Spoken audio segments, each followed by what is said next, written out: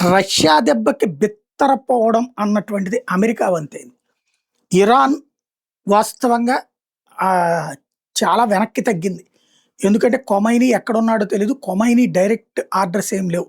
ఖొమైనీ పేరుతో ఖొమైనీ దళం ఒక 12 మంది కలిసి చెప్తున్నటువంటి మాటల్ని ఐఆర్‌జీసీ తీసుకొచ్చి ప్రభుత్వం మీద ఒత్తిడి తెచ్చి పనిచేస్తుంది. వాళ్ళ వైపు నుండి సమాచారం తోనే నడుస్తున్నారు తప్పించి పెజెష్కియాన్ గాని వీళ్ళెవరు కూడా ఏమీ లేదు. ఇప్పుడు నిన్న జరిగినటువంటి పనేంటి అంటే చర్చలు క్యాన్సిల్ చేసుకునేటటువంటి పనిని వాళ్ళే చెప్పారు.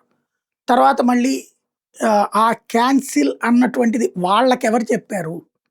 అంటే అమెరికా దగ్గరున్న సమాచారం రష్యా చేయిస్తుంది వ్యవహారం. చివరికి నిన్న క్యాన్సిల్ అనుకున్నది మళ్ళీ ఆ తర్వాత జేడీ వాన్స్ అక్కడే కూర్చున్నాడు. మళ్ళీ వీళ్ళెళ్ళారు ఇరానోళ్ళు. ఇవాళ ఇరాన్ మీదన ఆయిల్ ఆంక్షలు ఎత్తేసారు. ఇరాన్ అమ్ముకోవచ్చు అని చెప్పింది అమెరికా. అట్లాగే వాళ్ళ దగ్గర ఉన్నటువంటి అమ్ముడు పోని మొక్కజొన్న పొత్తులు ఇరానోళ్ళు కొనుక్కుంటే వీళ్ళ డబ్బులు ఫ్రీజ్ అయినవి కూడా రిలీజ్ చేస్తానంది. ఇట్లాంటి షరతులు ఏది పెట్టి ఎలా పెట్టి అమెరికాని వంచాలో ఇరాన్‌కి రష్యా చెప్పిందన్నటువంటిది తాజాగా నిపుణులు చెప్తున్నమాట.